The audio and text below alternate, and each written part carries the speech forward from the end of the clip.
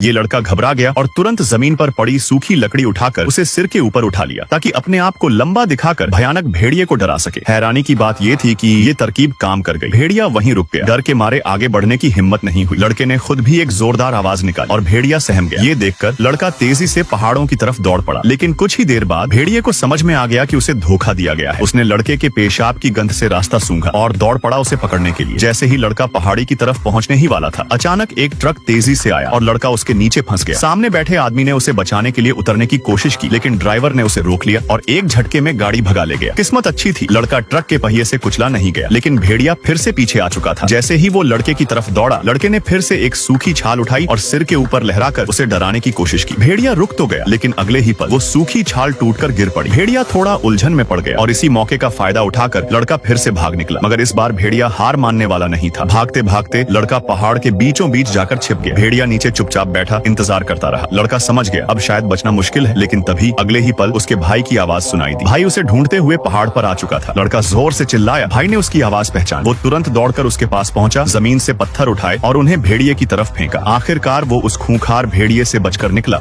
इस लड़की ने अपने पूरे जिस्म पर बकरे की चर्बी लगाई, चश्मा पहना और समुद्र की तरफ चल पड़ी। उसका मकसद था इंग्लिश चैनल को तैरकर पार करना। लड़की ने सीधे 10 मील तक तैराकी की, लेकिन उसका कोच नहीं चाहता था कि वो कामयाब हो। वो चिल्लाकर बोला, धीरे चलो, लेकिन लड़की ने उसकी बातों पर ध्यान नहीं दिया। वो अपनी रफ्तार से तैरती रही। कोच ने अगली चाल चली। उसने लड़की को एक सेब ऑफर किया। अगर लड़की ने उसका हाथ छू लिया तो ये कोशिश नाकाम मानी जाती, लेकिन किस्मत से कोच का हाथ हिला और सेब पानी में गिर गया। लड़की ने बिना रुके अपनी स्पीड बढ़ा दी। 10 मिनट बाद कोच ने उसे एक ड्रिंक दिया। उस वक्त जब लड़की को सच में एनर्जी की जरूरत थी, लड़की ने उसे पी लिया, बिना ये जाने कि कोच ने उसमें कुछ मिला रखा था। थोड़ी ही देर में लड़की को चक्कर आने लगे। वो बेहोश होकर समुद्र में गिर पड़ी। पहली कोशिश नाकाम रही। 3 दिन बाद लड़की ने दोबारा चुनौती शुरू की। इस बार सिर्फ उसका पापा और बहन साथ। उसने बिना रुके 8 मील तैर लिया। तभी पहली मुश्किल आई। जेलीफिश का झुंड उसके रास्ते में आ गया। अब कोई और रास्ता नहीं था, उसे वहीं से होकर जाना था। सैकड़ों जेलीफिश ने उसके जिस्म पर वार किए। उसका पूरा बदन जख्मी हो गया। 20 मिनट बाद वो किसी तरह उस झुंड से बाहर निकली। उसके जख्मों पर पानी जलन देने लगा। थोड़ी देर उसने पानी में ही आराम किया, फिर चश्मा पहना और फिर से तैरना शुरू कर दिया। 8 घंटे बाद वो एक रिवर्स करंट में फंस गई। 1 घंटे तक तैरने के बाद भी वो वहीं की वहीं थी। अब वो थक चुकी थी। ये देख उसकी बहन पानी में कूदी। वो उसके साथ तैरने लगी उस मुश्किल हिस्से में, लेकिन 1 घंटे बाद बहन की हिम्मत जवाब दे गई। वो बोट पर वापस चली गई। अब लड़की अकेली रह गई। समुद्र पर धुंध छा गई। आगे रेत का टुकड़ा था जिससे बोट आगे नहीं जा सकती थी। लड़की रास्ता भटक गई। अब सिर्फ एक ही रास्ता था, आगे तैरना। रात हो गई। 13 घंटे हो चुके थे उसे तैरते हुए। हर तरफ अंधेरा था, कोई दिशा नहीं दिख रही थी। वो निराश हो गई थी। तभी उसने दूर जलती हुई मशालें देखी। किनारे पर लोग उसके लिए आग जला रहे थे। वो उस रोशनी की तरफ तैरने लगी। 1 घंटे बाद उसका हाथ रेत को छू गया। वो किनारे तक पहुंच चुकी थी और बनी इंग्लिश चैनल पार करने वाली पहली औरत।